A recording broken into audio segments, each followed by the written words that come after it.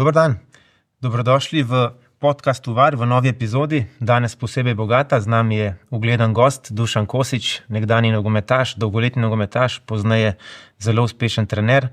Tako da obeta se nam polemična razprava, imamo namreč ogromno enih tem v naši ligi, v Ligi prvakov, tako da domači mednarodni nogomet. Tem bo veliko. Dušan, dobrodošel med nami. Pozdravljena. Tako da hvala, da si se odzval, tako da upam, da ti bo prijetno in da bomo kaj povedali uporabnega poslušalcem in gledalcem. Za začetek pogled na lestvico prve lige, Olimpija, Maribor, Bravo, pričakovan vrstni red, ne? Ja, se nekako pričakujemo, da so naši najboljši klubi pri vrhu. To je tudi dobro za ligo, seveda tukaj bi izpostavil Bravo, ki je tudi rezultatsko uspešen na začetku sezone. Moram reči, da jaz osebno simpatiziram z njimi, mogoče še najbolj zaradi Aleša Arnola, ki je trener te ekipe in ker ga osebno poznam in vem, da gre za odličnega fanta in odličnega trenerja. In privoščim to trenutno stanje in mogoče res imajo neko stabilnost in so trd oreh za vse. Tudi v Evropi so pokazali dober obraz. Se mi zdi, da so imeli malo nesreče s tistim slabim vremenom. Verjamem, če bi bile drugačne okoliščine na tej tekmi, da bi bili tudi tam rezultatsko uspešni in želim, da bojo čim dalj časa, kaže že nekaj časa konstantnost in jim želim, da bojo še naprej uspešni. 8 kol, samo en poraz, Brava, 15 točk, manj kot gol na tekmo, Gorazd. Vse v Bravo smo že kar nekaj povedali, ne? Da je homogena ekipa, moštvo je ostalo isto večinoma, Aleš, kot si rekel, upravlja svojo nalogo vrhunsko. Malo je mogoče ta selitev Stožice, Šiška, ampak ni tudi tukaj se dobro odzvali, celo zdaj rečemo, da so se preselili na svoj teren domač, ne, in ni bila uspešna vrnitev, ne, ker Domžale so zdržale 0-0. Drugač pa Bravo bo delo to, kako bi rekel, zmedo pri kandidatih za prvaka. Ne. Jaz bi se bolj vrnil njim, ne, predvsem rečemo Mariboru in Celju, ki bosta jutri igrala za ostalo tekmo in je pomembna z veliko zornih kotov. Prvič Maribor zaradi te nove podobe, Celje praktično išče priključek k vrhu, če ne točka še mogoče mu ustreza, poraz pa pomeni, da verjetno lahko že poslovijo od naslova, čeprav je še daleč, ne, ampak po neki logiki ne moreš ti v konkurenci tako močnega Maribora in Olimpije pričakovati, da boš v naslednjih 27 kolih naredil tako razliko, oziroma da bosta ona dva toliko slaba. Mogo bi biti čudež. Kar se tiče, potem še Mura je zanimiva, pač z novim, svežim vetrom, kakor bi rekel, pod taktirko vlagatelja Junčaja, Đorđa Junčaja. Ne bi jo, zdaj jo pa kar ne bi odpisal. Prej se mi ni zdela nevarna. Zdaj pa glede na to, da je tudi on ambiciozen, lahko tudi oni pridejo v igro. No. Ampak Dušan, ti si gledal Maribor Celje, kako vidiš ta derbi zdaj, kaj ti misliš? Ja, sigurno, če gledam širše, omenil sem Bravo, ki deluje na nekih skromnejših osnovah, govorimo o financah in o selekcioniranju ekipe, pa govorimo res, da je o teh vodilnih ekipah, od katerih danes že javnost pričakuje nek učink in hvala Bogu smo ga tudi imeli. 2 od 3 ekip so se uspeli uvrstiti v naslednji krog, kar se nam še ni zgodilo. Na prvi pogled bi rekel, da je to nek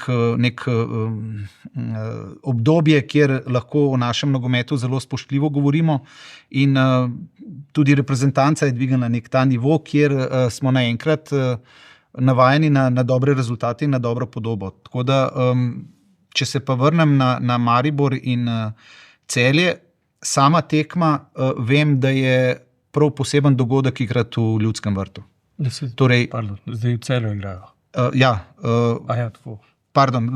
Govorim, ko ekipe igrajo tudi trener Bogatinov je omenil, da igrati v Ljudskem vrtu na vrhunskem igrišču, hitrem igrišču je popolnoma drugače za vse druge ekipe. Zato, če se vrnem na Celje, je ravno ta problem, ki ga je tudi Riera omenil. Za dober nogomet, za hiter nogomet rabiš ti vrhunsko igralno površino. Ne samo za igrati, ampak tudi za trenirati. Torej, če hočeš hitro igrati, moraš tudi hitro trenirati. Tako da je to neka podoba. Če se vrnem spet na Celje, da ne bom skakal, Celje, Maribor, Celje potrebuje zmago, da se priključi vrhu. Zdaj pri Celju smo videli, bila je velika ambicija Lige prvakov. Jaz verjamem, da so se ljudje, ki vodijo klub, odločili ravno s tem namenom, da bi še ujeli Ligo prvakov, če bi se dal v tistem momentu, ampak zadeva se ni iztekla tako, kot so si želeli, in potem je seveda prišel drug moment, kjer jim enostavno nič ni uspevalo, niso bili tudi rezultatsko uspešni in zdaj se spet sem dobil občutek, da se bo neko pospravljanje zgodilo, ki bo seveda Rieri omogočilo, da si uredi ekipo po svojem okusu. In seveda on je že dokazal, da zna igrati že na Olimpiji z igralskim kadrom, ki je na voljo v klubu. Mogoče to za Celje ni najbolje ta menjava Krznarja, kjer je javnost, tudi sam sem to sprejel nekako z dvomi. Ne. Lahko probaš, obstaja možnost, če bi se Celje uvrstil, če bi Slovana premagal, bi bilo to vse super narejeno, ko ne, je rezultat tisti, ki ti naredi potem gor. In seveda, če gre z nekim rizikom, se lahko zadeva razplete v eno ali v drugo stran. Celje je seveda klub, ki ima verjetno zdaj tak proračun, da jih ne zanima mesto pod vrhom, ampak mesto na samem vrhu. Tako da iz tega vidika je tekma zelo pomembna za obe ekipe. Maribor pa gledam nekako, da jih je Ante uspel stabilizirati, urediti. Če gledam prejšnjo obdobje, nek merje v ekipi, rezultatsko so oni relativno uspešni. Tako da ne vem, kaj bi rekel. Enostavno ta tekma bo za obe ekipe pomembna. Za Maribor, da odskoči, da ne pusti Celja blizu, da se reši enega kandidata za prvaka. Sama podoba na igriščih pa pričakujemo od teh dveh klubov, da bojo suvereni, ne? Glede na ostale ekipe pričakuješ vsebino, na igrišču pričakuješ neko lahkoto, v podobnem smislu, kot je Celje nekaj časa izgledalo, kjer si videl, da so enostavno suvereni, da vse pravilno delajo, da imajo posest, ki je nevarna, ki je direktna, tiste posesti same, da drži žogo, brez da si nevaren proti naprej, ne zanimajo danes nikogar in oba kluba lahko še naredita, oziroma si želita verjetno narediti ravno to, da bosta učinkovita, da bosta gledljiva. To verjamem, da je tudi njihov cilj. In z tega vidika bi rekel, da pričakujem neko tekmo, ki bo zadovoljila slovenske ljubitelje in da zdaj, kdo bo zmagal. Vem iz izkušenj, da Maribor zelo dobro igra v Celju, Celje pa v Mariboru. Torej, je to nek paradoks, ko da Celju ne bo lahko. Bi jaz dodal bolj iz tega, kar smo videli. Maribor je zdaj s temi novimi ukrepitvami dobil tisto, kar je hotel Šimunža, širino, ne? Ker je zaznal, oziroma to je bilo vidno, ne bi mogel tekmovati z Olimpijo z obstoječim kadrom, ker do 11 igralcev še tekmuješ, sem ti rabiš pa 16-17 in zdaj jih ima on 20, naprimer.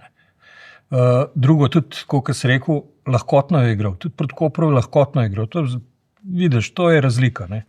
Je pa res, da malo je pa tudi sreče in malo so jo imeli že zdaj je bil offside ali ne, to je spet stvar debate lahko, ampak v enem takem trenutku rabiš nek klik, ne? In oni so ga dobili. Kar se pa Celja tiče, pa točno to sem videl in takoj mi je bilo jasno, kar je tudi potlej Riera kot kritiko izpostavil, ne, da igra prepočasno. In to je res, to se je štopalo. To ni šlo več s prve, ampak s tretje, četrte žoge, ko so začeli odzad.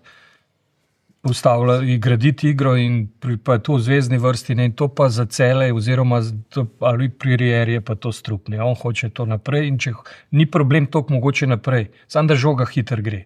In ko pa pridejo v tisto 16, v okoli 16, tam so bili pa spet nenormalno neučinkoviti.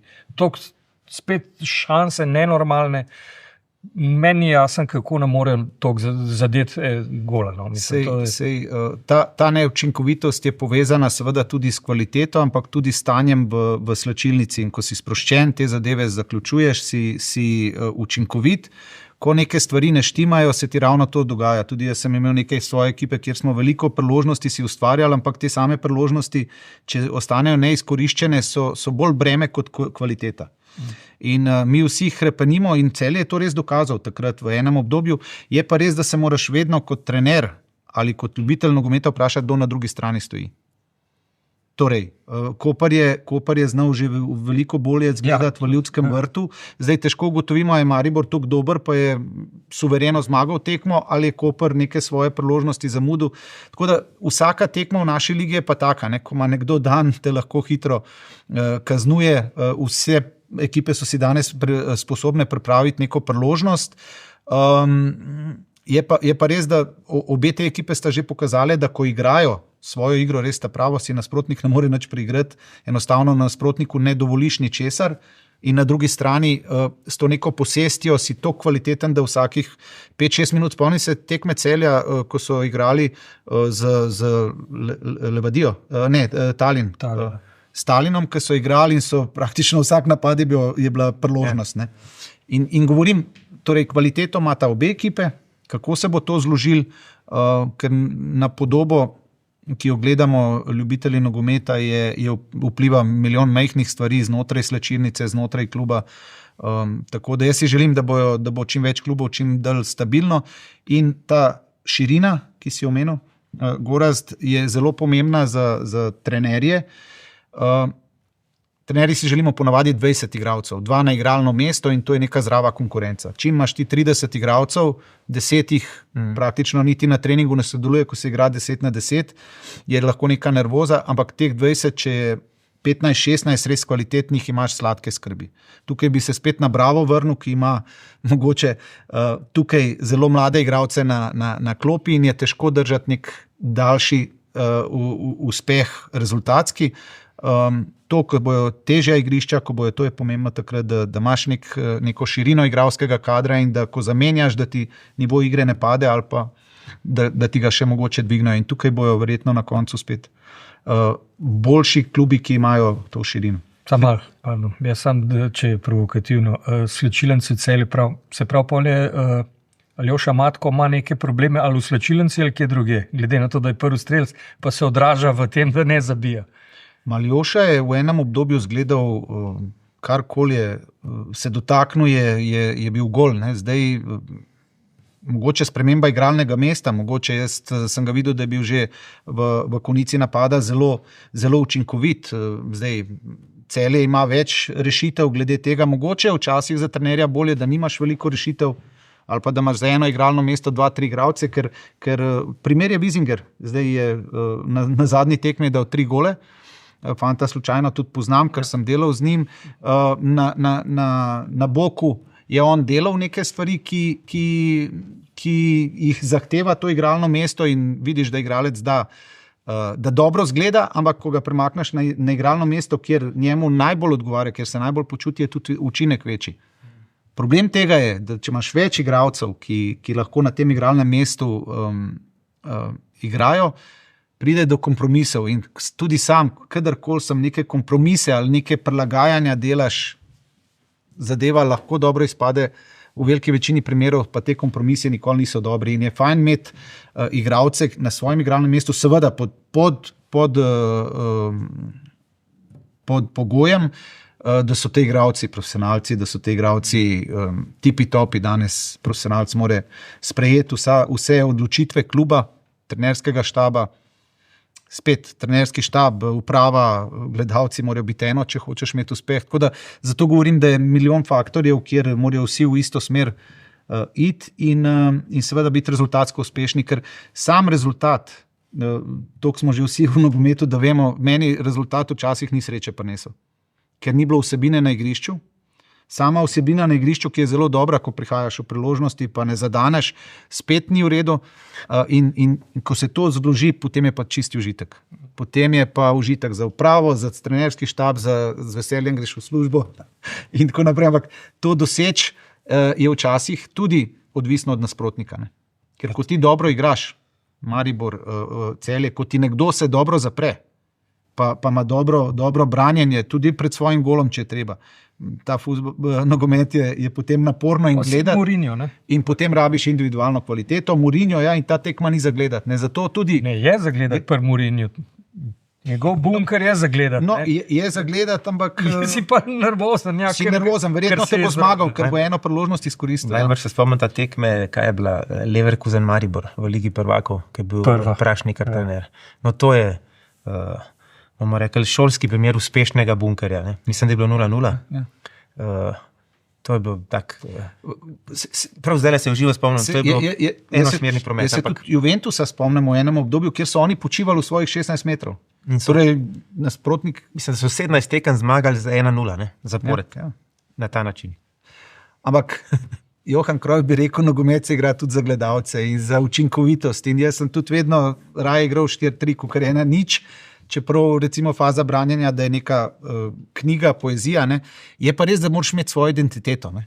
Reprezentanca naša je to lepo pokazala, da na nek način si lahko uspešen in ta način, glede na to, da smo majhni, da nimamo izbire igralcev, ne moramo pobirati najboljše igralce na svetu, se moraš tudi odločiti zavestno za nek način igre, da si uspešen rezultatsko. Ne.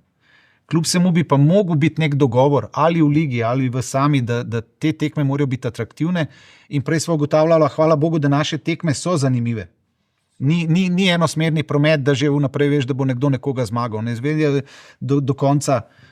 Tudi manjše ekipe imajo neko vsebino, kjer imaš skozi občutek, da lahko se kaj zgodi. Tako da naša liga je v principu zelo zanimiva.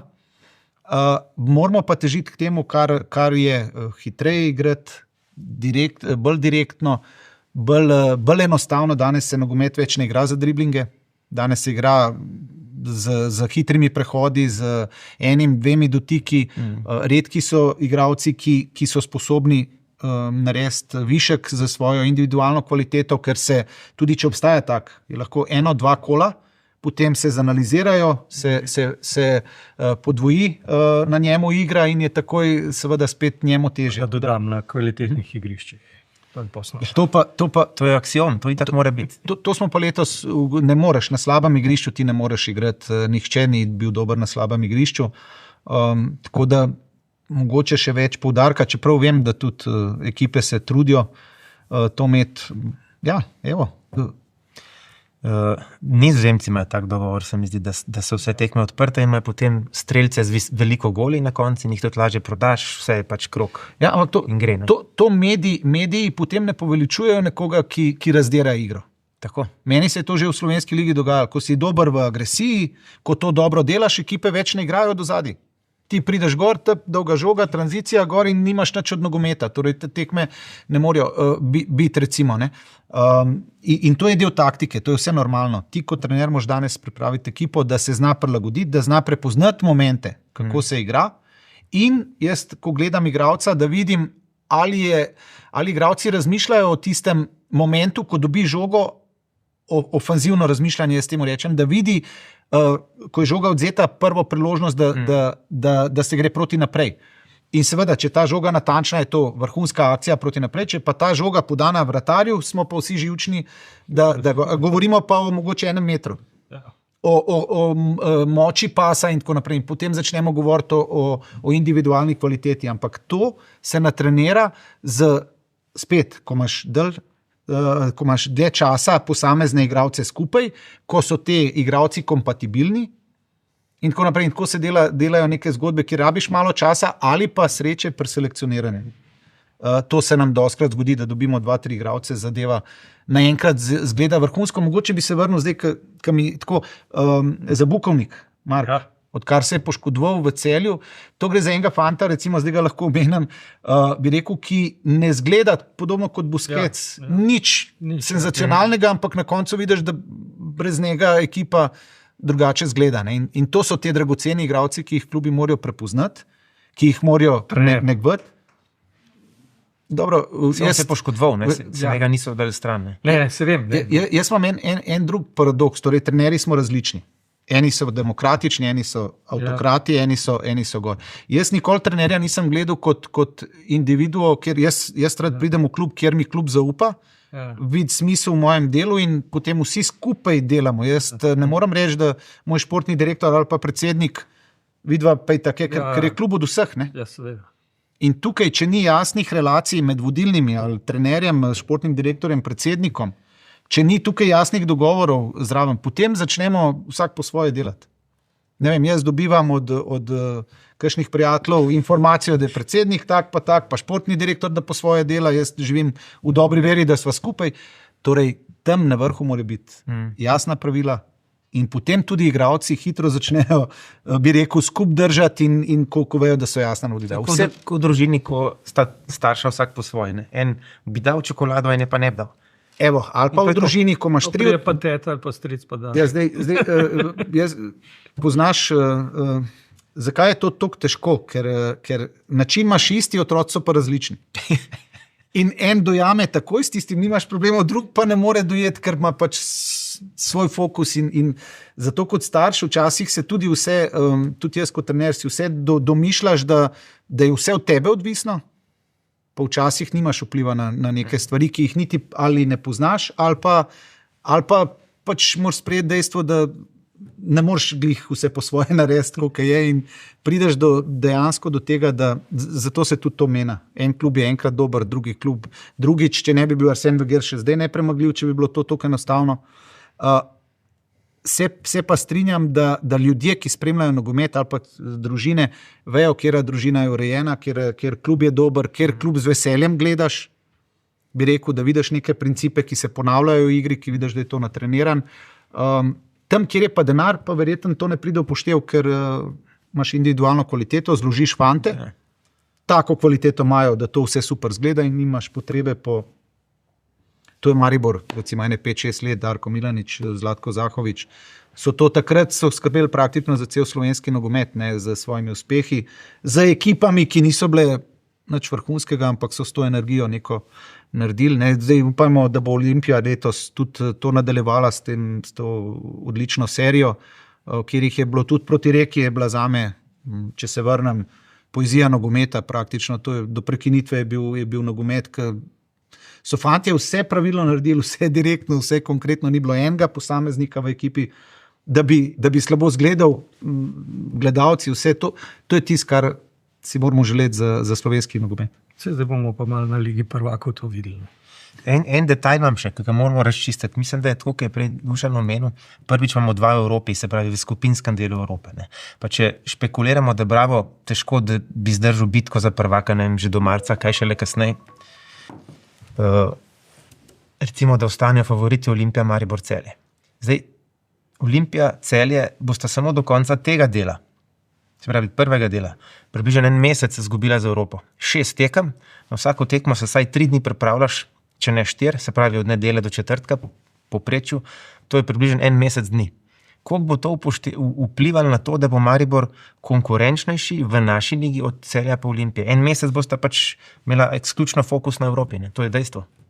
To zna biti prednost. Maribor je to v tistem času, Zlatka Zahoviča se spomnim, da so v državnem prvenstvu imeli velike probleme, ampak oni so uspevali zmagovati tudi brez igre, neke, bi rekel, in so imeli fokus. Ja, ampak... Oni so v ligi že vadili za Evropo.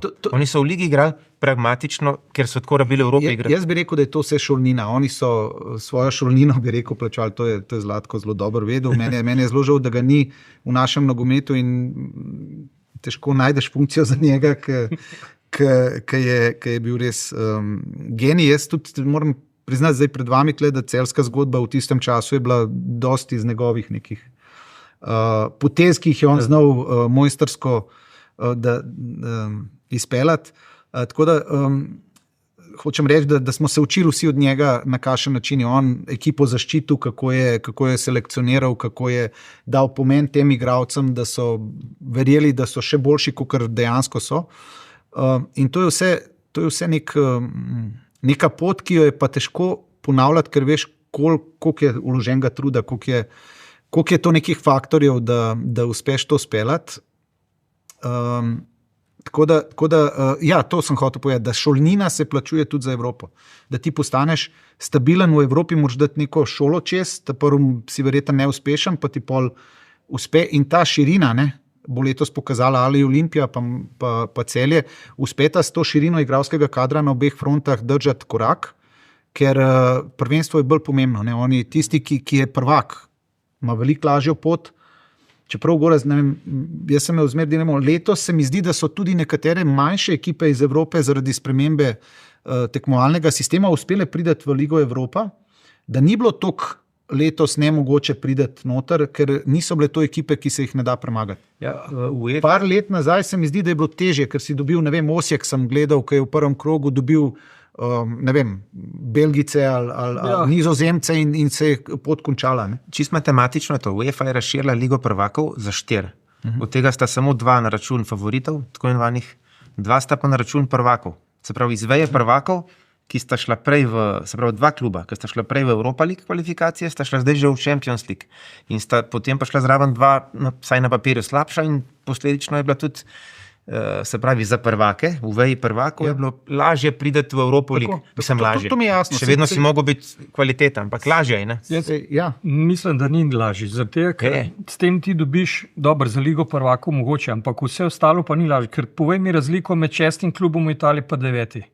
Ne. To je ista, to je ne samo... prvak, gre za državnega prvaka. Vem, v ligi, ki je namesto Grške, je potem se pravi, Romunska, recimo. Pustimo zdaj za prvake, Ligo prvakov. Govorimo in s konferenčno ligo, ki se zdi, ki je ta tretrank, pa je, ne vem, 40 novih klubov, kombinat 60, to ne pomeni, da so slabši klubi. So samo oni, ki so mogoče v domačem prvenstvu en vikend imeli slab. Dušan je omenil vejo prvakov. Ja, Oni ne morejo zraven. Izključno prvaki. Govorim za vejo prvakov, da je zelo lahko, ker samo s prvaki igraš. Tako, do konca s prvaki igraš. Polovica je že uvrščena, nekaj ti pa igraš z ekipami, kjer praktično bi mogel tudi za našo ligo iti naprej. In zato pravim, da je za vse te naše klube prvenstvo, da si prvi, ker ti to veliko lajša uvrstitev vsaj v, ne vem, Europa ligo. Kamorkoli. Celje, koliko smo Celje letos kritizirali, da je katastrofa, ampak je kar nekaj prišel preko te veje prvakov v Conference League. Na koncu se bi tudi Liga prvakov šel lahko, ne? Če pogledaš, ne? Mislim, igral je Slovanje, s kom je igral? To je imel v principu bi tudi za Celje. Se to je to. Se to je bil cilj. Jaz mislim, to še potrjuje to. Izpadali je seveda katastrofa v Bratislavi, ne? Ampak to je bilo pol enih naključij, pa pač karton, pa ti zgor, ampak da se jim je pokrompirali nekako, ne? Verjetno bi se odzignili. Se tista nesrečna podaja, ta njihova podoba do tiste nesrečne podaje nazaj je bila odlična. Ne, se še to. In potem se ti tako izide. Ne, se to je nogomet, pa se pa začne, ko gre navzdol, je to, moraš res miren ostati. Za mene je fenomen Riera. Ta nesrečni Krefl mu je praktično uničil poletje. Ne. Ampak njega ima še zmer zraven. Ne. Ne pa Kavčiča. To me prav zanima, zakaj. Na podlagi česa se je on strokovno gledano, v čem je razlika med Kavčičem ali Kreflom. Zakaj Krefl, ki je res, pa nam rekel zdaj, da je slab, pač preveč je gorja povzročil, no? Preveč. Na koncu je poškodba. To so nemogoče, da igralec na taki ravni, v taki tekmi si to lahko prvoščil. To je bila res... Ampak pustimo zdaj to. On ima lahko, da bo, pa je tak živ igralec, leva noga, gor, ampak zakaj? To bi jaz slišal od Riere, zakaj ta, zakaj ne ta? Jaz lahko, ne vem, kaj bi Riera odgovoril, ampak jaz lahko v svojem primeru, ko skušaš biti pošten do vseh, itak je v življenju težko vse zadovoljiti. Ampak obstajajo... Neki občutki tudi med igralci. Torej, jaz sem vedno govoril, napaka sama po sebi se dogaja vsakme. Ampak napaka je lahko posledica nesrečnih okoliščin ali pa neodgovornosti. In tukaj so majhne meje. Torej, jaz, igralca, ki je in še to, da povem, ne, da imaš igralce. To se je meni dogajalo z igralci, kjer se mi je srce trgal za nekateri igralce, ki so celo tekmo odigrali na top nivoju. Centralni branilci so ponavadi taki, super tekmo si odigral, razen v 2 primerih v highlightsih, kjer si imel malo nesreče in si zamudil 2krat in konc. Zgodba končana. 2krat si vsi bojo videli, kakšno napako si naredil, nobenega ne bo zanimalo, da si bil celo tekmo zelo dober in zdaj se vračam k temu. Ne? Jaz, kot trener, sem te še zaščitil, ne? Ampak vsi ostali so mi pa rekli, kaj je s tabo. Ne? Ljudje ne veste, da pač, koliko v življenju. Nekateri ljudje so srečni, grejo z lahkoto čez vse ovire, nekateri grejo pa po najtežji možni poti. Bi kle malo zaščitil Krefla, ni na koncu je kriv trener. Če se spomniš, to je z desne strani bilo. In Krefl na desni strani ne igra. Ja, ampak zdaj iščemo, koga bomo obtožili. Ne obtožili. To so te verige, kako bi rekel, verižne reakcije ali pa verižni odzivi. Ne? Se pravi, šlo je od zgor na dol in na koncu reče se je kriv ali nič kriv. To je samo posledica vseh drugih. Ne? Če se vrnemo, kdo je kriv, pa kdo je vse, jaz mislim, da sta Karničnik pa Zabukovnik. Ja, ker sta poškodovana. Tako, ne se pravi. Celje bi bil danes v Ligi prvaka. Jaz vedno pravim, vedno v bistvu samo trener tiste ekipe ve, kdo ima vročino, koga je punca pustila, koga koleno boli toliko, da ne more igrati. To je težko. Mi smo kle v bistvu, kakorkoli smo kavč. Smo, ampak vsi vidimo, kaj je dober igralec, kaj je gor. Če se vrnemo spet na tem, Žan Karničnik, če bi bil zdrav, mi smo uživali. Evo, jaz bom zdaj iskreno mogoče povedal, se ne vem, če ko smo šli na Evropsko prvenstvo, sem nekako sam pri sebi, to lahko priznam, na bočnih položajih me je malo strah, kako bo. Na koncu sta naša 2 bočna bila najboljša na Evropskem prvenstvu. Mislim, nogomet je res lepa igra in kaj se jaz učim zdaj, ker nisem že toliko mlad, da je treba zaupati tudi tistim, v katerem misliš, da niso glih v tem momentu. Torej, do tebe je, komu zaupaš. Trenerji smo do nekaterih igralcev, enostavno mu vidiš samo napake, drugmu pa dobre stvari. Ne? In tukaj, kako biti pravičen do vseh, kako dati, ker mene bolj neki principi jezijo pri igralcu. Ko se nekaj zmenim, kaj mi moraš početi, pa da vidim, da nekaj drugega počneš. To te znervira in to gledalec ni nujno, da vidi. In ti si nervozen, ker vem točno, kaj sva se zmenila in se ne držiš tega, kar je bilo, kar ti je bilo naročeno. Ne. In tukaj potem pride do te slabe volje, trener, ki ima možnost zamenja, odmakne, ne. Zdaj pa, če nimaš širine igralskega kadra, pa ne moreš tega fanta nekako posesti na klop, ker veš, da če boš dal unga zraven, bo še slabši, potem si tukaj v nekih iskanjih. Ne. Ampak vse ostalo pa spet do tega, želimo si dobrih igralcev, vrhunskih, želimo si Karničnikov, pa Zabukovnikov in tako naprej in Matkota ta pravga, da bo spokeral spet vse. Tako da, ja, nismo rešitve najdeli, smo pa neko razlago dali. Imamo še nekaj minut. Smo še odprtke, ali ne, Liga prvakov, ali je to prezahtevno, raje naslednjič? Kaj pravita? Vsak dan je nek derbi, veden, se pravi danes Milan, Liverpool, jutri Manchester City, Inter in v tem četrtek ne moramo mimo Atletico Leipzig. A gremo na četrtek, da to obdelamo? Oblak Šeško. Samo še Goraz, da pohvalim. Tukaj preden gremo na Ligo prvakov, da to lahko delim z gledalci, da je rekel, da z največjim užitkom našo ligo pogleda. Tako da jaz pravim, dajmo spoštovati tisto, kar imamo, od tega živimo, tisto našo ligo, našo reprezentanco gor. Tole so pa bombončki, včasih ugotovimo tudi na teh tekmah, da nisi nič videl, da so naše tekme mogoče bolj zanimive kot kakšna gor v Ligi prvakov. Sam to sem hotel. To absolutno. Koliko je Olimpija rekel nadigrala, bomo težko videli v teh dneh, da bo še kdo koga. Ne. Šeško Oblak, to je nekako zanimiv najbolj za nas. Komu bolj prvošta, da se vpiše med strelce ali da ohrani clean sheet? To je nehvaležno vprašanje. Pa za mene ni, jaz zmer pravim, fuzbol igrajo igralci, ne vratari. Tako da prvošam igralcem.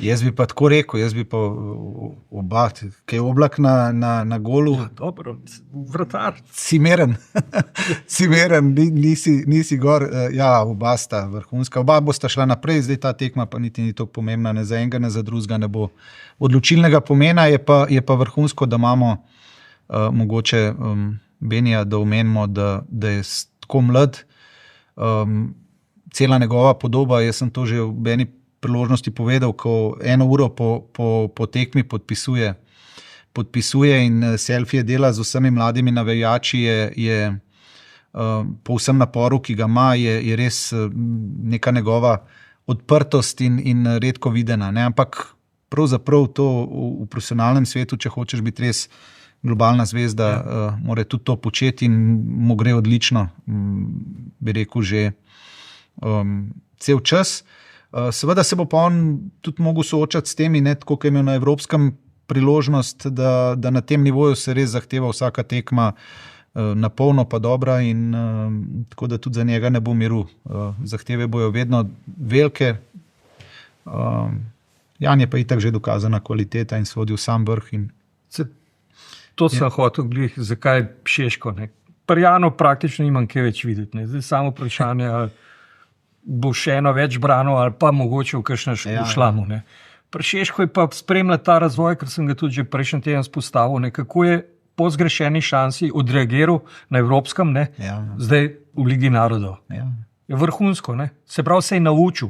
Se pravi, je v teh 2 mesecih nekaj šlo, procesuiral čez glavo in čez vse, ne, da je, ne, in ta razvoj bi rad spremljal. Se pravi, zdaj bom spet videl, kako na tej ravni, kakšen je odziv na tej ravni, kako bo, če bo šansi, kako se bo odzval v tej priložnosti. Ne.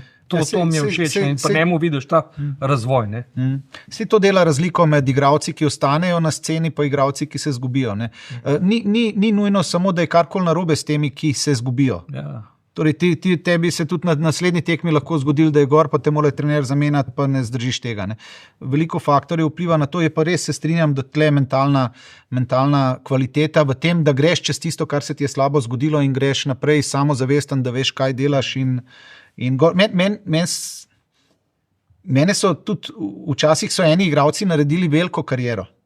Veliko kariero so bili veliki igralci, ampak so prevzemali odgovornost, pa vedno znova jo niso izkoristili, pa so še kar si domišljali, da so oni tisti, ki bojo reševali zadeve, pa jih niso in tako naprej. Tukaj treba imeti zelo tanko mejo, da ti, ko prevzemaš odgovornost, da imaš v zadnji cel tim ljudi, ki je odvisen od tebe. Trenerji, so igralci in tako naprej. In vsi imamo radi tiste, ki dajejo. Ne? Istočasno pa te, ki jim ne uspe, zato je tako težko ostati miren, pa ne, da greš čez to in si še boljši in tako naprej in takim, potem lažje to oprostimo. To so travme za cel življenje, če si imel ti eno priložnost, da bi nas lahko popeljal nekam in vsem to ostane v glavi, ne, da bi lahko nek uspeh naredil, pa ga nisi. Ne. Tako da mnogi igralci tudi končajo kariero, pa so neuspešni, ne vem, da ne osvojijo nič. Pa ni od njih odvisno, je od svojih igralcev in tako naprej. Tako da različne so zgodbe. Ne moramo reči, da ni nič, nekaj veliko svojo, ampak Liga prvakov pa ni. Ne? Ampak smo zahtevni. Mi pričakujemo in samo to očitamo, kako Guardiola nekaj časa ni osvojil Lige prvakov, Djokovic zdaj ni dober si, ampak nisi osvojil olimpijskega. Zdaj je osvojil gor, vedno nekaj najdemo. Ne? Torej, to so vse fantje, se to jih žene naprej. No, to je to. Ta strast, jaz hočem. Pa sej, če smo odkriti, pa sej profesionalen šport vrhunski je bolezen. To je isto, kot vse. Ronalda, ki gledam, ki je živčen, 3-0 je Real enkrat zmagal, se je on v živčen. Ker ni za 4-0 dal. Ja, ne, ni on gola dal, ne. Drugi so ga dali. Ti se pa dvojno jeza, ne sem, da ni četrtega gola bilo. Ampak zato pravim, da te, ki so res na top nivoju, ki so zadolženi za to, da nas naučita to, kar sta Messi pa Ronaldo delala 10-15 let. Pa malo tako. Kdo bo to še ponovil, ne, to je. Ampak mi pa se bo najdel, Šeško bo. Ja, ne, pardon, na hiter še. Veš do, tako kaj kaže, bo to Haaland, tako kaj jih zabija, jaz ne vem, nekje se ni tako lepo gledati. Samo v storsah ne bo. Ampak gled, kaj si rekel gore, Haaland zabija, ampak jaz še zmerno uživam, kot pri Messiju, to ki je sem pa ga res, gledal. saj pravim, ni Lokih 100 uživanja zabija, pa ni, ne. Ja, ni uživanja. Ne. Ja, če ste videli prvi gol Češka zdaj proti Kazahstanu, Jo. je imel to, ne? Jo. Po slalomu je imel to, kar smo hoteli na Euro, da bi naredil. Ne? In to je njegova kvaliteta. Tako, ne. to hočem reči. Ni samo zabijati gole, ni samo to. Ti moraš biti Kako? gledalcem všeč, fantom všeč in še vsake tok časa. Pa se spomnimo, ker mi reprezentanci nikako nismo splavali. Ni to zgledal neki, dokler ni Stojanovič diagonalo dal, pa iz Švedom tistega genijalen gol dal, pa smo vsi volo dobili, pa smo začeli navijati, pa se je zadeva spremenila. Torej, to so osebe oziroma profesionalci, ki spreminjajo šport, ki dajo gledalcem tisto, kar bi radi videli na igrišču. Ne? In izjemno redki so, rabijo pa tudi te, ki so redki, tele zabukovnike, pa krvničnike. Pa te. Tako da super, sam sestaviti, pa bomo uživali. Meni je žal, ko moramo končati, ker že dolgo ni bilo tako zanimive oddaje. Tako da, Dušan, hvala. Upam, da se še kdaj vidimo in to čim prej tudi v tej oddaji. Zdaj, če sklenem vajne želje, jaz želim si, da bo dal Šeško gol v prvem polčasu, da je Jan Oblak pa potem v 87. obrani penal Kevinu Kamplu. Dajmo tako skleniti, da bo volk sit in koza cela in bo vsi zadovoljni. Tako da hvala za danes obema, vam pa hvala za navzočnost in se vidimo naslednji teden.